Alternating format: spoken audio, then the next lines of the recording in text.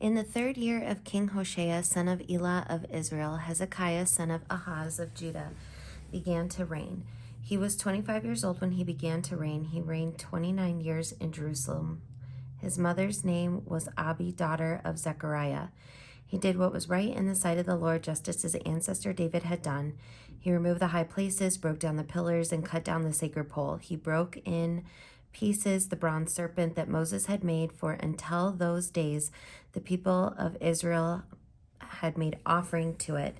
It was called Nehushtan. He trusted in the Lord, the God of Israel, so that there was no one like him among all the kings of Judah after him or among those who were before him. For he held fast to the Lord. He did not depart from following him, but kept the commandments that the Lord commanded Moses. The Lord was with him wherever he went. He prospered. He rebelled against the king of Assyria and would not serve him. He attacked the Philistines as far as Gaza and its territory, from watchtower to fortified city. In the 4th year of King Hezekiah, which was the 7th year of King Hoshea, son of Elah of Israel, King Shalmaneser of Assyria came up against Samaria, besieged it, and at the end of 3 years took it. In the 6th year of Hezekiah, which was the 9th year of King Hoshea of Israel, Samaria was taken. The king of Assyria carried the Israelites away to Assyria, settled them in Hala on the harbor, the city of Gozan, and in the cities of the Medes. Because they did not obey the voice of the Lord their God, but transgressed his covenant, all that Moses, the servant of the Lord, had commanded, they neither listened nor obeyed. In the 14th year of King Hezekiah, King Sennacherib of Assyria came against all the fortified cities of Judah and captured them. King Hezekiah of Judah sent to the king of Syria at Lachish, saying, I have done wrong, withdraw from me. Whatever you impose on me, I will bear. The king of Assyria demanded of King Hezekiah of Judah 300 talents of silver and 30 talents of gold. Hezekiah gave him all the silver that was found in the house of the Lord and in the treasuries of the king's house. At that time Hezekiah stripped the gold from the doors of the temple of the Lord and from the doorposts that King Hezekiah of Judah had overlaid, and gave it to the king of Assyria. The king of Assyria sent the Tartan, the Rabasaris, the Rabshakeh with a great army from Lachish to King Hezekiah at Jerusalem. They went up and came to Jerusalem. When they arrived, they came and stood by the conduit of the upper pool, which is on the highway to the fuller's field. When they called for the king, there came out to them Eliakim, son of Hilkiah, who was in charge of the palace, and Shebna, the secretary, and Joah, son of Asaph, the recorder. Then Rabshakeh said to them, Say to Hezekiah, Thus says the great king, the king of Assyria, on what do you base this confidence of yours? Do you think that mere words are strategy and power for war? On whom do you now rely that you have rebelled against me? See, you are relying now on Egypt, the broken reed of the staff, which will pierce the hand of anyone who leans on it.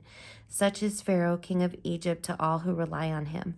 But if you say to me, We rely on the Lord our God, is it not he whose high places and altars Hezekiah has removed, saying to Judah and to Jerusalem, You shall worship before this altar in Jerusalem? Come now, make a wager with me, my master, the king of Assyria. I will give you 2,000 horses if you are able on your part to set riders on them.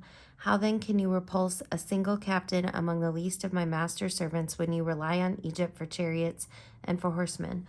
Moreover, is it without the Lord that I have come up against this place to destroy it? The Lord said to me, Go up against this land and destroy it. Then Eliakim, son of Hilkiah, and Shebna, and Joah said to Rabshakeh, Please speak to your servants in the Aramaic language, for we understand it. Do not speak to us in the language of Judah within the hearing of the people who are on the wall. But the Rabaksha said to them, Has my master sent me to speak these words to your master and to you, and not to the people sitting on the wall who are doomed with you to eat their own dung and to drink their own urine? Then the Rabshakeh stood and called out in a loud voice in the language of Judah, Hear the word of the great king, the king of Assyria. Thus says the king, Do not let Hezekiah deceive you, for he will not be able to deliver you out of my hand. Do not let Hezekiah make you rely on the Lord by saying, The Lord will surely deliver us, and the city will not be given into the hand of the king of Assyria. Do not listen to Hezekiah, for thus says the king of Assyria, make your peace with me and come out to me.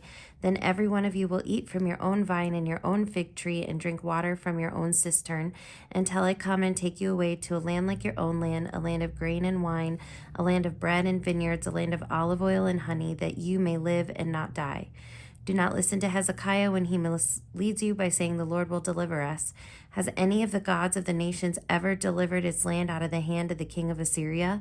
Where are the gods of Hamath and Arpad? Where are the gods of Sepharvaim, Hena, and Eva? Where have they delivered Samaria out of my hand?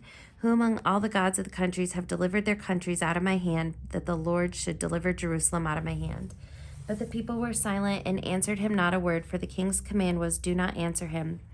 Then Eliakim, son of Hilkiah, who was in charge of the palace, and Shebna the secretary, and Joah, son of Asaph the recorder, came to Hezekiah with their clothes torn and told him the words of the Rabshakeh. When King Hezekiah heard it, he tore his clothes, covered himself with sackcloth, and went into the house of the Lord. He sent Eliakim, who was in charge of the palace, and Shebna the secretary, and the senior priest covered with sackcloth to the prophet Isaiah son of Amoz. They said to him, thus says Hezekiah, this day is a day of distress, of rebuke, and of disgrace. Children have come to the birth, and there is no strength to bring them forth. It may be that the Lord your God heard all the words of Rabshakeh, whom his master the king of Assyria has sent to mock the living God, and will rebuke the words that the Lord your God has heard. Therefore lift up your prayer for the remnant that is left. When the servants of King Hezekiah came to Isaiah, Isaiah said to them, say to your master, thus says the Lord, do not be afraid because of the words that you have heard, with which the servants of the king of Assyria have reviled me.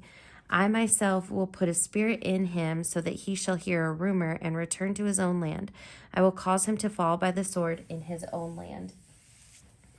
Then Rabshakeh returned and found the king of Assyria fighting against Libnah, for he had heard that the king had left Lachish. When the king heard concerning King Tirhakah of Ethiopia, see, he has set out to fight against you, he sent messengers again to Hezekiah, saying, thus shall you speak to King Hezekiah of Judah. Do not let your God on whom you relied deceive you by promising that Jerusalem will not be given into the hand of the king of Assyria. See, you have heard what the kings of Assyria have done to all the lands, destroying them utterly. Shall you be delivered? Have the gods of the nations delivered them, the nations that my predecessors destroyed? Gozan, Haran, Reseph, and the people of Eden who were in Telassar? Where is the king of Hamath, the king of Arpad, the king of the city of Sepharvaim, the king of Hena, or the king of Eva? Hezekiah received the letter from the hand of the messengers and read it. Then Hezekiah went up to the house of the Lord and spread it before the Lord. And Hezekiah prayed before the Lord and said, O Lord, the God of Israel, who are enthroned above the cherubim, you are God, you alone. Of all the kingdoms of the earth, you have made heaven and earth. Incline your ear, O Lord, and hear. Open your eyes, O Lord, and see. Hear the words of Sennacherib, which he has sent to mock the living God. Truly, O Lord, the kings of Assyria have laid waste to the nations and their lands, and have hurled their gods into the fire, though they were no gods, but the work of human hands, wood and stone, and so they were destroyed. So now, O Lord our God, save us, I pray you, from his hand, so that all the kingdoms of the earth may know that you, O Lord, are God alone. Then Isaiah, son of Amoz, sent to Hezekiah, saying, thus says the Lord, the God of Israel, I have heard your prayer to me about King Sennacherib of Assyria. This is the word that the Lord has spoken concerning you. She despises you, she scorns you, virgin daughter Zion. She tosses her head behind your back, daughter Jerusalem. Whom have you mocked and reviled? Against whom have you raised your voice and haughtily lifted your eyes? Against the Holy One of Israel. By your messengers you have mocked the Lord, and you have said, with my many chariots I have gone up with the heights of the mountains. To the far recesses of Lebanon I felled its tallest cedars, its choicest cypresses. I entered its furthest retreat, its dense forest. I dug wells and drank foreign waters. I dried up with the sole of my foot all the streams of Egypt. Have you not heard that I determined it long ago? I planned from days of old what now I bring to pass, that you should make fortified cities crash into heaps of ruins, while their inhabitants, shorn of strength, are dismayed and confounded. They have become like plants of the field and like tender grass and like grass on the housetops, blighted before it is grown. But I know you're rising and you're sitting, you're going out and coming in, and you're raging against me. Because you have raged against me and your arrogance has come to my ears, I will put my hook in your nose and my bit in your mouth. I will turn you back on the way by which you came. And this shall be a sign for you. This year you shall eat what grows of itself, and in the second year what springs from that. Then in the third year sow, reap, plant vineyards, and eat their fruit. The surviving remnant of the house of Judah shall again take root downward and bear fruit upward. For from Jerusalem a remnant shall go out, and from Mount Zion a band of survivors. The zeal of the Lord of hosts will do this. Therefore says the Lord concerning the king of Assyria, he shall not come into the city, shoot an arrow there, come before it with a shield, or cast up a siege ramp upon it. By the way that he came by the same way he shall return. He shall not come into the city, says the Lord. For I will defend the city, save it for my own sake, and for the sake of my servant David. That very night the angel of the Lord set out and struck down 185,000 in the camp of the Assyrians. When morning dawned, they were all dead bodies. Then King Sennacherib of Assyria left, went home, and lived at Nineveh. As he was worshiping in the house of his god Nisroch, his sons Adramelech and Sharezer killed him with the sword, and they escaped into the land of Arat. His son Esarhaddon succeeded him.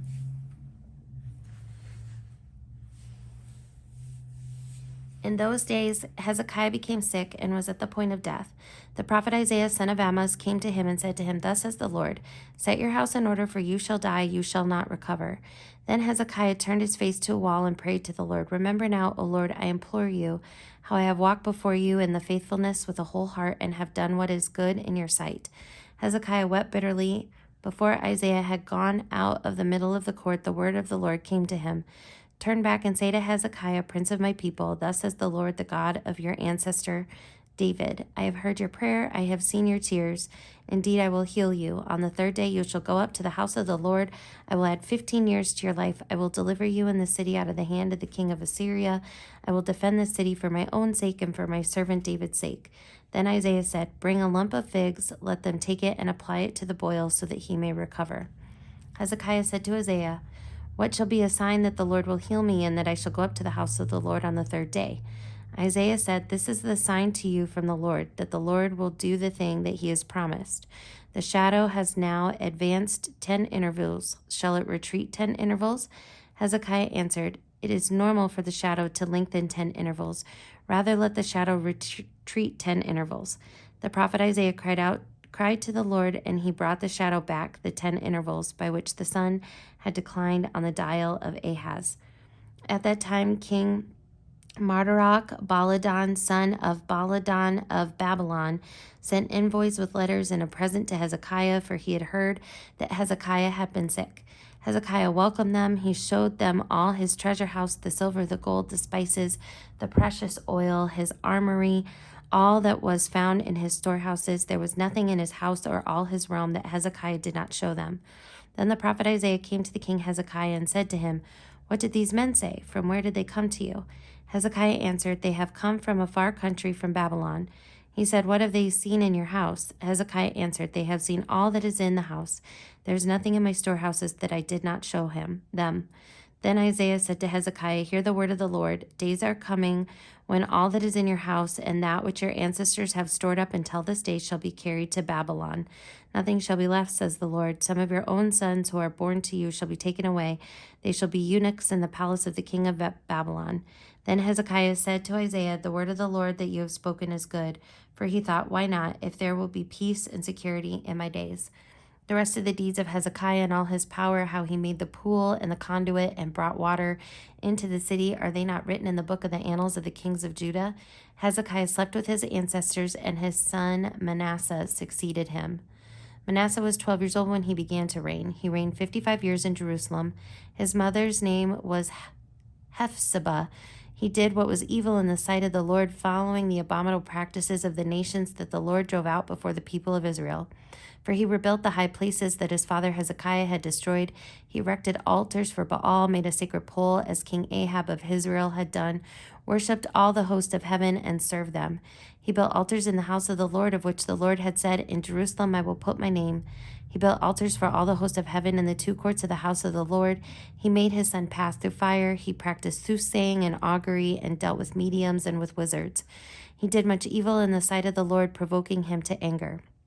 The carved image of Asherah that he made, he set in the house of which the Lord said to David and to his son Solomon, In this house and in Jerusalem, which I have chosen out of all the tribes of Israel, I will put my name forever. I will not cause the feet of Israel to wander any more out of the land that I gave to their ancestors, if only they will be careful to do according to all that I have commanded them, and according to all the law that my servant Moses commanded them. But they did not listen. Manasseh misled them to do more evil than the nations had done that the Lord destroyed before the people of Israel.